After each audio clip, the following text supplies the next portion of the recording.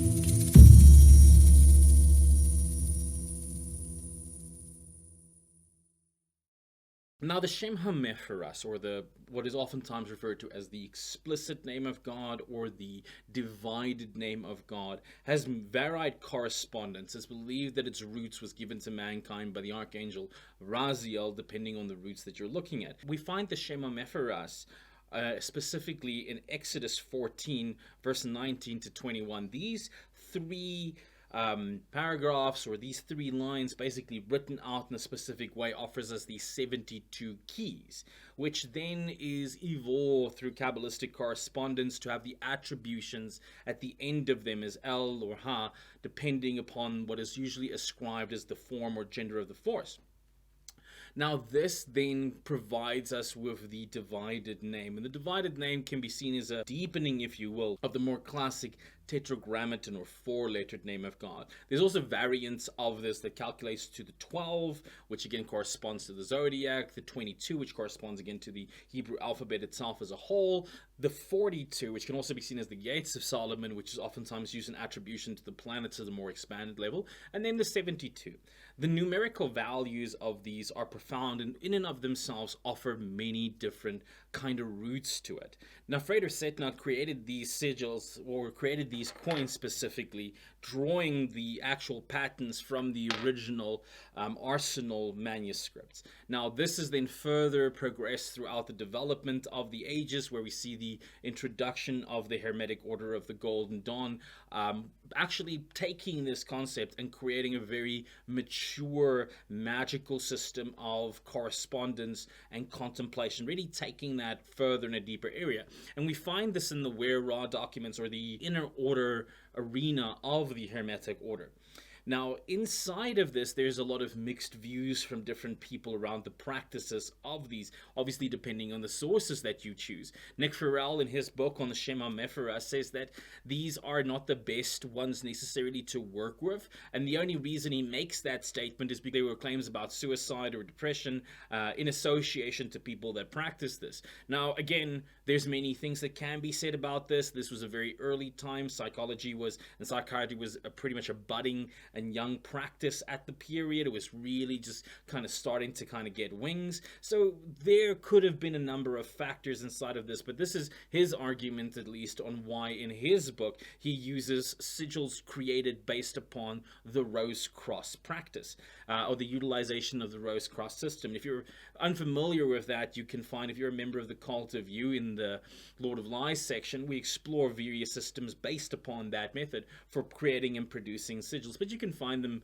all over YouTube and any other magical practice system that's out there. They're quite a common system. But what was allowed, or what opened up inside of this practice, was a deeper, more advanced contemplative system, allowing one to expand the intellect, establish new neural pathways and correspondence by which to contemplate life. And this is one of the real contributions that the Hermetic Order of the Golden Dawn then applied to the shem-ha-mephorash, by letting it link to the tarot cards, by letting it link to specific planetary ideas and zodiac ideas to allow it to expand. Now, the practice itself of it is varied depending on which group or which methodology that you find. We even see from Aeon Press a manifestation of the black magic and correspondence to the shem-ha-mephorash. We see manifestations in, for example, Dr. Ruth's Goetia, where we see the direct flip coins that shows the shem-ha-mephorash on the one side and the Goetia in its correspondence to the other side. I myself, even in the Cult of You program, first teach the shem-ha-mephorash methodologies before actually teaching Goetia and dark magic. And that's just my method of process, where I think somebody should first kind of mature the front components of the tree before diving into the shadow components of the tree. Everyone has their own methodology and their own approach. One of the things that's interesting and that I liked about Frater Setnakh's approach, and this is, again, as I've already tooted his horn so much inside of the review, whereas he provides a very clean system of the charts, so you don't have to go scrape and math through a whole bunch of things when you get a copy of these, but it'll identify what your birth angel that's most aligned to you. It'll identify down to the hour, so your heart angel, or your intellectual, these inner, higher and lower components of the psyche, and really allow you a methodology of what to work with. And if you're a creative practitioner and you're expanding, and maybe you're someone that has our Gate of Hell or Gate of Heaven series, these are very powerful tool sets by which you can even use the same system to find your corresponding goethic one, if you have that relationship already that you see in Dr. Ruth's work.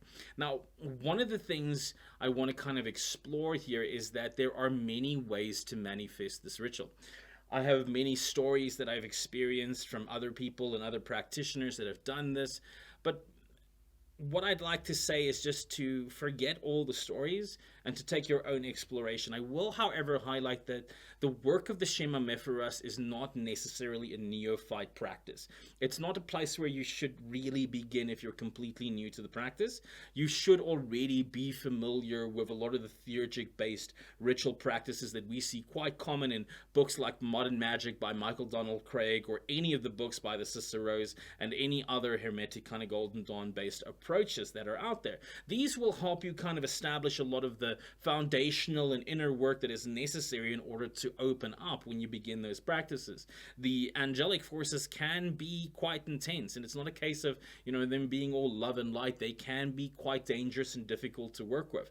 In fact, hence the old statement, when you see God, you are no more. Not everyone is necessarily ready for working with these very, very subtle, shall we say, aspects or angles of creation just yet when they're fresh in the approach. But if you are already a little bit further, if you've been practicing a little bit, then maybe this is the ideal thing for you to explore. But with all of that said, let's walk through one of the techniques that I apply into this method. Again, you find various methods here. I'm only going to show you one today, and I might give some commentary on some of other practices that other people will utilize inside of this. But please, by no means is this the law, the rule, the only and one way to do it. This is just one method that I approach it by. In fact, if you are a member of the Cult of You and you're in the Divine Mega section, then you will probably find and see the section where I give a few other methods or approaches to this as well. Without any further of that, let's get into the technique.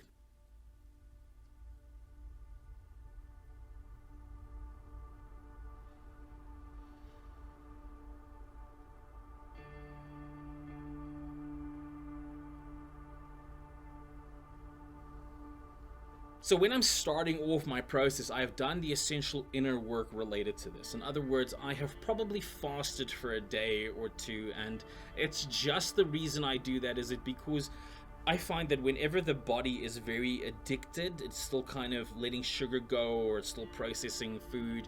A lot of the mind is kind of involved in that. So there is a real benefit in fasting and purifying the system to enter into deeper, more spiritual states and be less associated to the body itself in that sense. Now, after this process, I go for a simple bath, a cleansing bath, where I may use certain words to set my intent and to establish a state of purification. That state of purification continues on as I begin the rite. Now, in this example here, I'm performing the lesser banishing ritual of the pentagram. So I'm slowly going through the stages, and as I'm going through the stages, I'm also using the LBRP as a way for me to get into an altered state of consciousness, to disassociate from my world as it is, to almost step into myself as a spiritual being and as a divine authority, to connect with my own sacred self. So I'm literally switching, so we say, states inside of the brain as I start entering into this process. Within this process, I evoke obviously the archangels, and you don't have to necessarily use that specific version.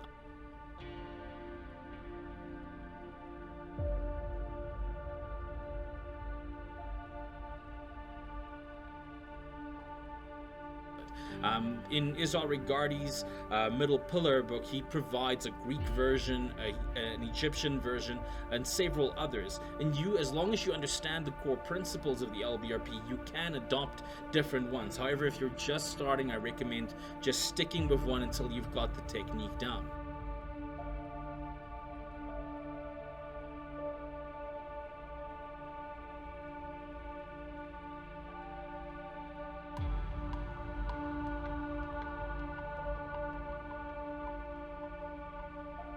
Now that I've completed this process, with the completion of that process, I'm going into a series of prayers for the sake of purification.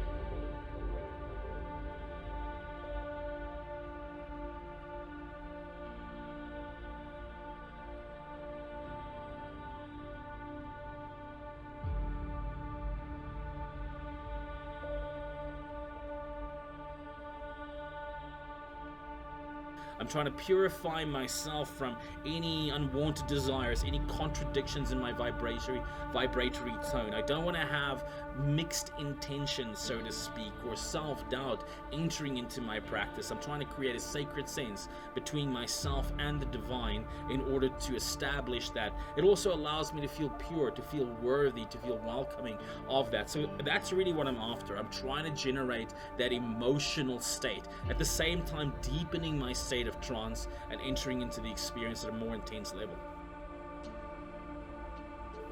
Now, working through the shem-ha-mephorash, we will find that every single angel has a sigil attributed to it, as we've mentioned before. But alongside that, there is a verse from the Book of Psalms. In fact, the Book of Psalms is considered in theurgic practices as an entire spell book in and of itself, containing many practices. And these can be read in the English. I demonstrate them reading them off of the cards inside of in the Latin version. And by this, it was one of the benefits that I love about these cards, just as a nice little mnemonic for in the ritual. It's useful sometimes to practice and get all of these things internally memorized, but if you're either new to ritual practice or you already have a lot of stuff that you're internally memorizing, it's not always that easy, especially if that is not your dominant practice. So having a set of cards like these is useful. You see, at first he kind of describes and provides us with all the associated attributes to it. Now, these are some personal experience as well as some as research. Here's the thing to do that you must keep in mind about these angels in terms of their experience and expression. they are not necessarily defined. For example, if we look at, Nick's book, we see a lot of these kind of visual depictions, and some other people will try to depict the angels in a certain way. These things do not actually exist at a root level. The angelic forces at its purest level do not necessarily have a form.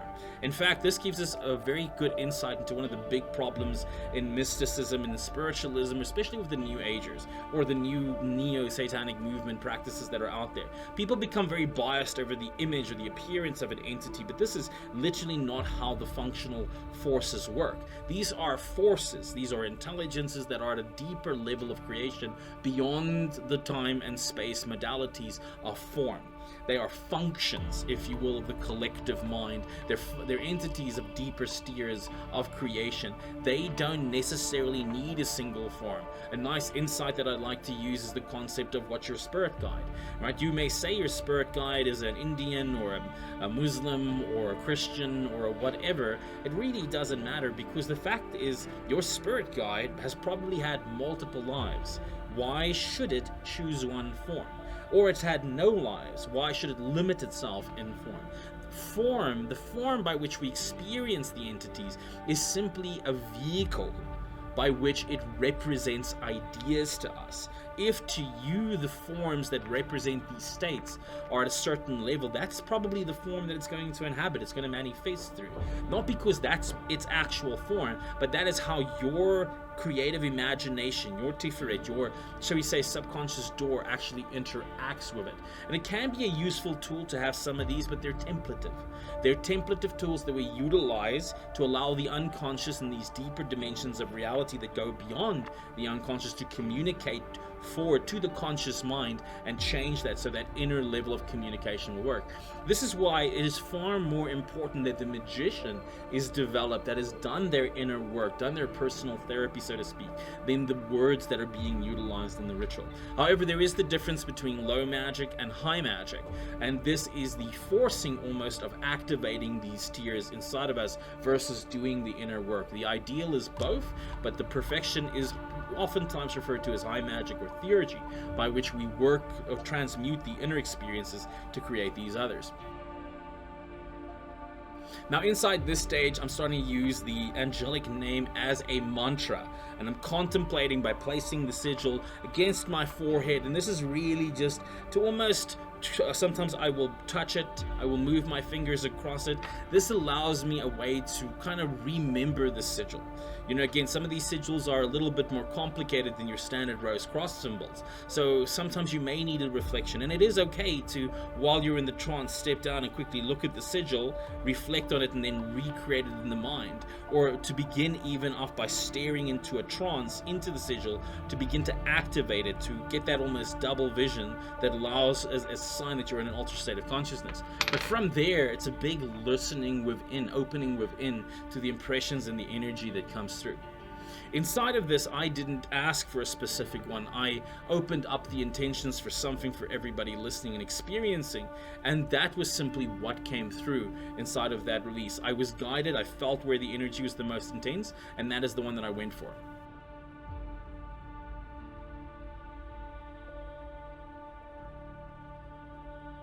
Now with that kind of explored, what I'm doing now is I'm starting to actually use my chakra system as a flute, an inner flute if you will.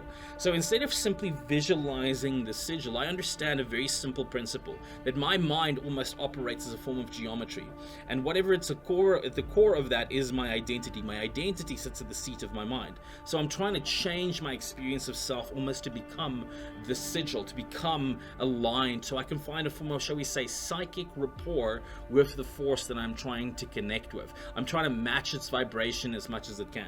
Now I've used the word and I've used the appropriate associated correspondences to it in order to get into those states. Now what I'm doing is I'm combining a breathing technique which draws from a lot of other systems. For example, the Taoist practice of the microcosmic orbit. I begin with that, with the body being fully in trance.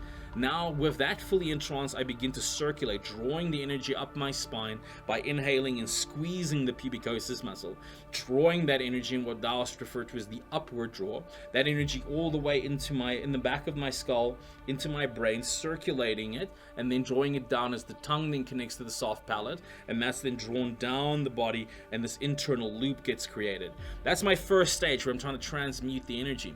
Now in the next stages, what I'm doing is I'm actively beginning to hallucinate this sigil, the key, so to speak, of the angelic force at each of these specific chakra points. And what I'm doing is I'm inhaling into that chakra point, and then I look at the color attributed often to the chakra point, and I will, as I exhale, I see it, I almost use it as if the seal is there as a filter system, and the energy is coming into it, and then it's almost going out, being filtered into this different color, and then that color just filters through my aura, and I'm building up an auric field around that. This helps me to disassociate more from time, more from place, more from my personality, more from my body, and identify more and more intensely with my internal reality.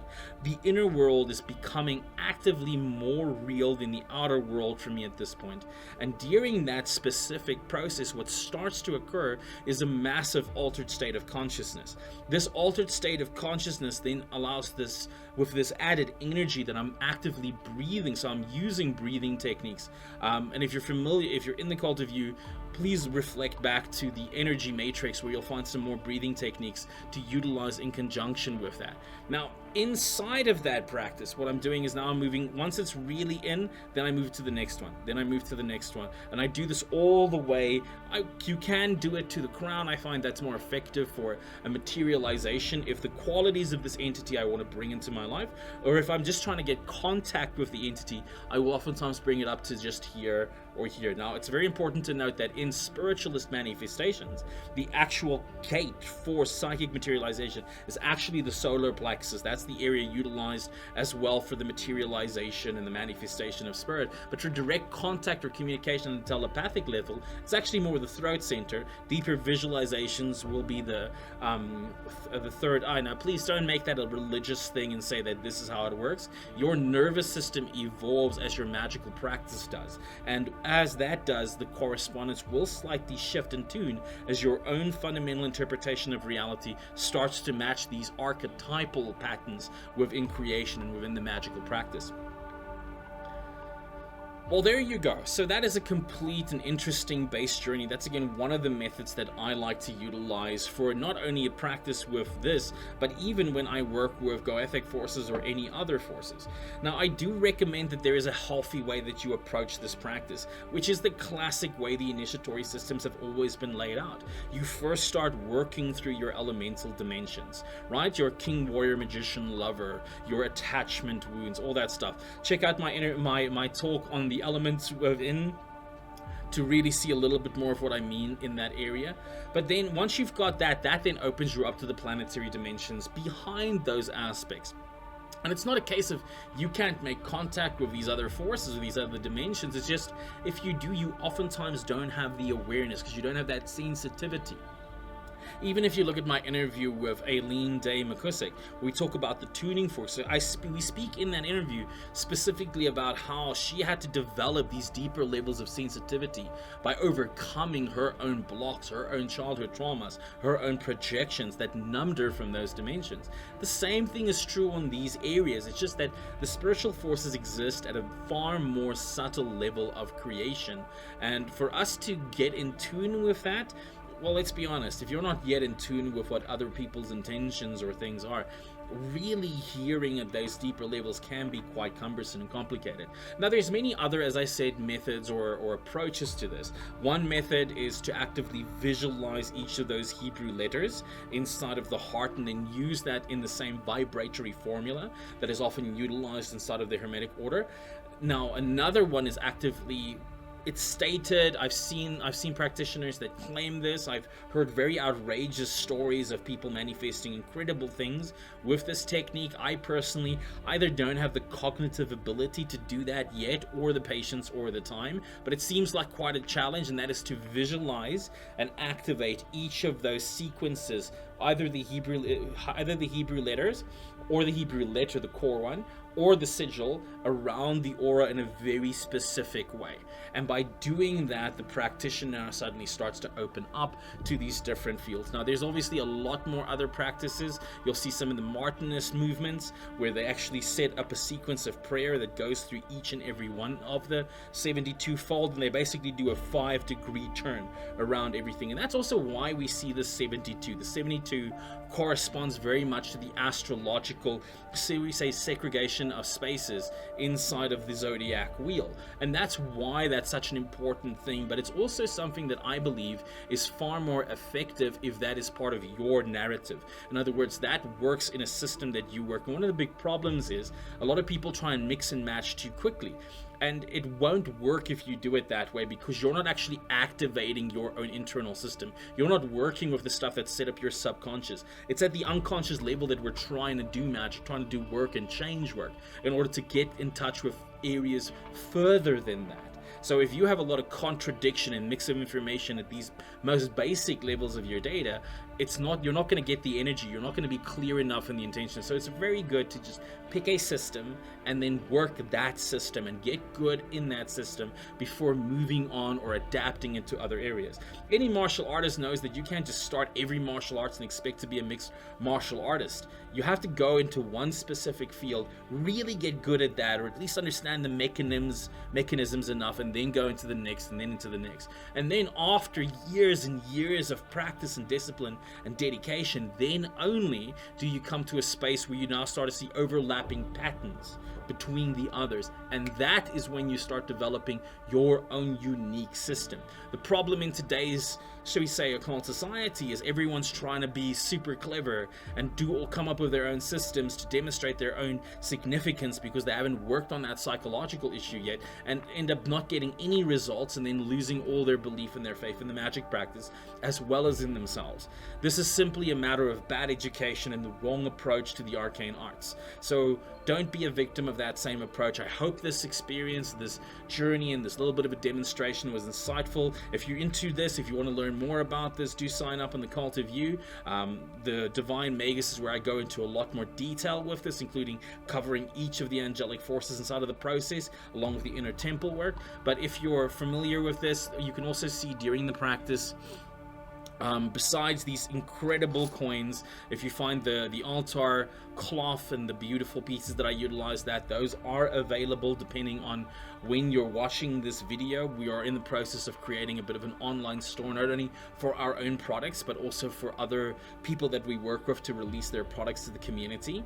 But you can, even now, if the store is not live as yet, you're welcome to send us a message inside of the contact form through the link for details, and you can get the mini catalog, and you are allowed to kind of place orders for the Gate of Hell or the Gate of Heaven. The Gate of Heaven is only the one that's demonstrated in this circle. It's the one I utilize there. It's the one in my own personal practice.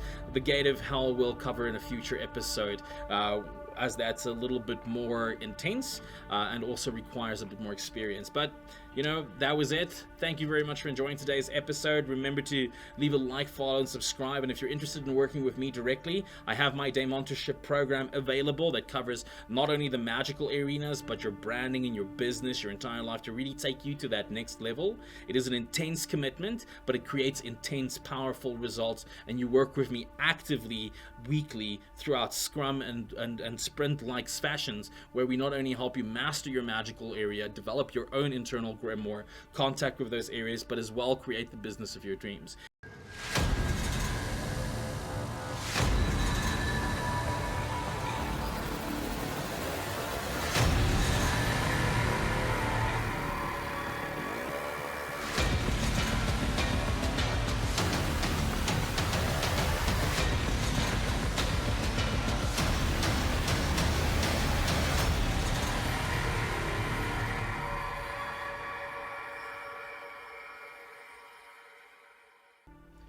Hey, no, your eyes aren't tricking you. I've changed, slightly different.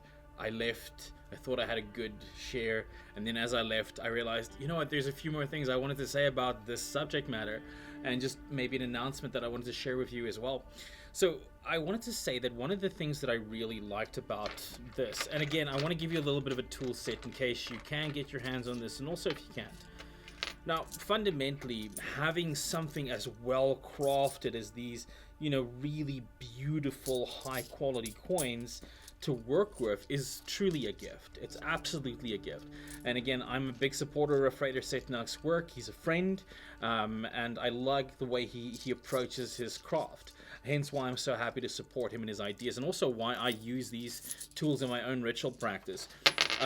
But again, if you can't, you can also make similar things yourself. The same way you can make your runes, and you can, go on an art project to create your tarot cards. The more you involve in your art, you can do that. But if you're not necessarily as artistically talented, I recommend picking up this. It's incredibly high quality and you can work with it beautifully. But one of the things that I like to do with this regularly is have the bag, in a space that I like. Now, I have a little consecrated meditation space every single morning. If you're a student in my daemontorship program, you'll be very familiar with the daily ritual and disciplines that we perform in the creation of our reality. Now, on my altar in that space, I have this little bag always laying, and I also keep the cards next to me because they're a great reference. If you don't have that, you might have to create something a little bit more manual, like a note chart or something like that reminds you of the correspondences associated to that. And there is a missing item here, so let me quickly add it in. And that is ye old classic tarot deck. Now, everyone has their own preferences. There are many decks out there. I'm a sucker for the classics, so I'm not really going to go anything past a classic red or white deck, simply for my own practice. But I also have a love for a lot of the others' artwork and their beauty. But I'm pretty vanilla when it comes to my tarot decks. Now, what I would like to do, and even if you look at the different cards, and we take, for example, just the one that's currently being on my desk, clearly visible. And in this one, if I look at the card, I can very quickly also see the correspondence to this, which is the Nine of Swords, in the instance of the specific card that I'm referencing, which is the 16th angel, an angel of loyalty. So hopefully I have a lot of loyal subscribers that remember to click like and subscribe and give some support. But what I would do in that practice is I would start in the day and I would contemplate my need. Maybe I have a need. If I don't have a need, I'll just go into meditation. In the meditation, I'll work and I'll connect with spirit, and then connecting with spirit, I will kind of move my hands through this. Now, sometimes I will physically throw the coins out. Other times I'll just reach my hand in the bag. It really is a kind of experience that's pretty personal. But once I've got that kind of process done and I've done my little dowsing, I'll just feel my way through, feel which one I connect with, have a contemplation of it. Connect with that essence. I'll start off by putting the seal in a place where I can see it. Now, one of the things that I do in my base altar is I like to use a chalkboard altar. And in other words, I simply use a base altar, a base piece of wood, and I paint it with chalkboard so I can use chalk to draw on it. So I will then contemplate the seal, and then I will trace the seal on my altar, and sometimes with the angelic name in its English or in its Hebrew. The Hebrew, I find, is something, especially if I have the time, is something that's going to give me a lot more resonance, obviously because I can visualize that and do the vibratory formula.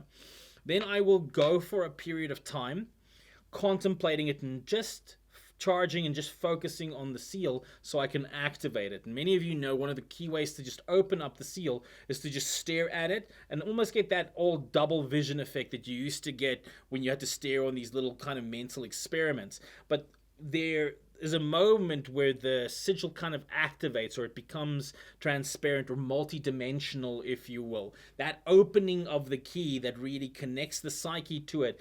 At that point, I would have already had my tarot card set next to me, and I'll close my eyes and then I'll imagine the card. Let's just say in this example, it's the 10 of Wands is the one that I'm holding up here. I will then hallucinate that as a door, as a gate to get me into the mystery. Now, there's some very key components here. One, It's the same as if you look at those old hypnotic inductions when somebody goes like, when you reach one, you will be in a complete trance. This is an instruction to your subconscious. So I have a very similar instruction. We can call that intent. We can call it a number of other things, but I set the mental expectation that when I do visualize myself walking through that I'm actually accessing that dimension of the tree of life or of my own mystery.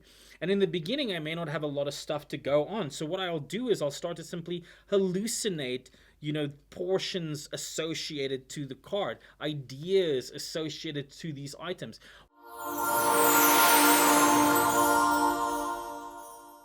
Once we build up enough building blocks, the collective mind, the collective unconscious, can now begin to play with the building blocks that we've shared with it. Now, if you want something a little bit more detailed and a more comprehensive way to do that, obviously I'm going to say sign up at the Cult of You. But one of the things that I do want you to be aware of, depending on the time of you watching this video, we're going through quite a couple of changes. Within the next 2-3 months, during the end of the course of 2022, the Cult of You site will be changing its name, and the project will expand a little bit more. The Cult of You website, when you go to thecult.co.za, which was our traditional link, will simply take you to what will be a blog associated to this channel. You'll find the channel, you'll find transcripts of the videos, you'll find conversations and other additional things, but it'll be a news and information blog in essence. All the educational content, including my own 2-year program, The Secret Science, which takes you through everything from the front of the tree to the back of the tree and all the little avenues in between that in terms of psychology and quantum mechanics and everything else, that will then be moving to a new platform that will be launching at the end of the year that now officially goes into its first degree of beta testing now in August of 2022. That channel will be known as Which I Am. Which I Am will be the new platform, but where not only my teachings and my ideas are shared, but many of your favorites from all that's been on the show will be sharing their courses and material available on that, and very much a Udemy for the occult, if you will. That process will be launching towards the end of 2022 once we've exited beta, and it will go through various stages, including the release of our own occult store, which is still kind of work and pending, but that will be a place where you can buy not only some of our own custom products, but also some of the people that we reviews material there in one single handy place. And the good news is this will all be mobile friendly. So there'll be a mobile app you can download and you can play around with it. And there is going to be some great social networking features in there for members of our community to find like-minded practitioners in their area. Now, these components and processes will release piece by piece once we've completed the beta testing, and it'll release to the greater market. So at this point, I can't give you a definite, but I can tell you that by the end of 2022, the app will be available inside of app stores. And if you are an existing member of the Cult of You website, you'll get early access beta to this as early as during the end of August to get to experience and explore some of these tools. Alongside of this, there will also be a pretty profound price drop on the Cult of You training material that I'm happy to be able to support now that, we've become a little bit more mature. As you know, one of my biggest concerns has never been about making money out of this thing, although we all need to make a good profit or we're not doing anything right, but to actually just help people practice occultism in a responsible way. Now, that doesn't mean I'm perfect, and because of that, and recognizing my own humanity and my own mistakes is why I want to make sure I've put as many good teachers on there as possible, so you have varying and even at times contradicting points of view to help you to make good assessment on that. Finding training programs and working with other people will also be great, as we will be reviewing all of the teachers and everyone that we do put on the experience. So do keep an eye out for that. Official announcements will come towards, the end of this year when the official launch goes. But make sure you've followed the channel, you followed our social media, you've linked and connected with us so that you're informed when those changes come to the front. But for now, I hope that this has been insightful for you. And just to conclude what I was saying earlier, once I've gone through that journey and I've made my way through the path working and I've contemplated the energy, I might evoke the angel by utilizing its names or its force a few times to really see what comes up, see what's inspired, see what energy kind of gets there. And once that's done, I'll make sure that I note these things. But then there's one important rule that should always be a year or two afterwards. And I see too many practitioners make this mistake. They simply do the technique and then boom, get up and go on about the day. This is unhealthy. It's psychologically unhealthy. Whenever you enter into a magical, mystical, or spiritual or alternative practice, when you go into that, you're disassociating from your personality, your neocortex, and you're associating to the cerebral and altered states of consciousness and different brain frequencies, even depending on how far you go and what other tool sets and technology you use to achieve it. Once you've done that, you need to make your way back. You know, many traditions refer to this as grounding. Simple way, if you followed the method that I've just shared here, even when I did the ritual that I demonstrated, after I was finished with that process, I went and did the LBRP again. And the reason I did the LBRP again with some slight alterations was to help me disassociate from the magical state and myself as deity back to my personality. Because this is where a lot of hubris and a lot of psychological imbalances come from.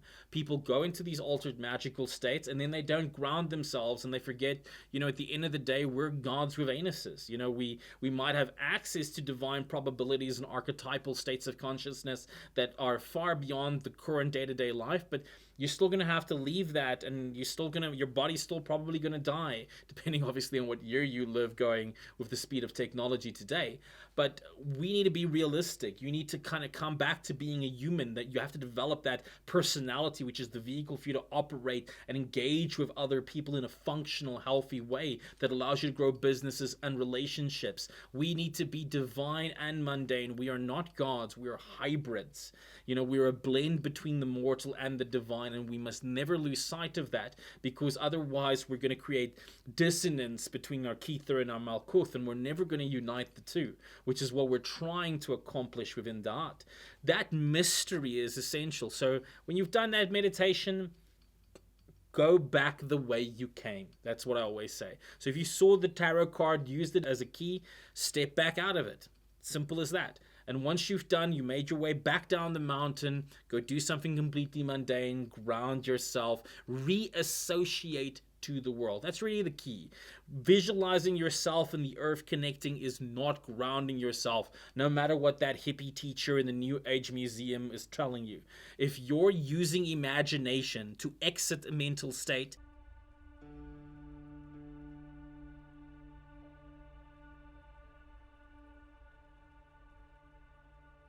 I mean, the math is really not that complicated. You need to do something else to kind of access other parts of your brain, not more hallucinations. In fact, that needs to be toned down, and I need to become passively involved in the world, or passionately involved in the world. I hope this has been insightful for you. I hope you found some value inside of this. I don't do a lot of these types of videos where there's ritual and things like that. If you would like to see it, please do let me know. If you are, however, interested, do understand that I'm not obviously going to put complete rituals out on the channel. I don't think it's healthy. I am sharing them for information. That's why we have the course and we have programs like that, so that people can learn all the stages that go into it, instead of just getting kind of, you know, like I said, a little bit of knowledge is dangerous. That's a very important idea for me. But if you would like to see more ritual demonstrations and dramatizations, I'm happy to do those in an artistic way with a little bit of a lecture component. But do let me know. Just give us the feedback, and if there is the support for it, we'll definitely take it in. Till I see you in our next conversation or interview, I'm Adam Knox, and remember to live deliciously. I've always felt a little different, a little uneasy between regular folk, a bit of a dreamer, a lost cause, a little non-ordinary, some would say. I think I've always just been this way. My mother said I was special, my father thought I should be feared. But I knew that witchcraft coursed through my veins the first time I tasted the lips of the goddess inside the rain. Yes, I'm a witch, it's true. And sure, we are the ones who believe in the beauty of nature, who believe in the things science, absent of art, cannot explain, who instead of religion would have romance. And sure, you may think we have lost our way, when in the world of predictable things we have such unfamiliar things that we would like to say. But maybe in a world so cold and alone, a little unfamiliar is exactly what is needed to show us the way home.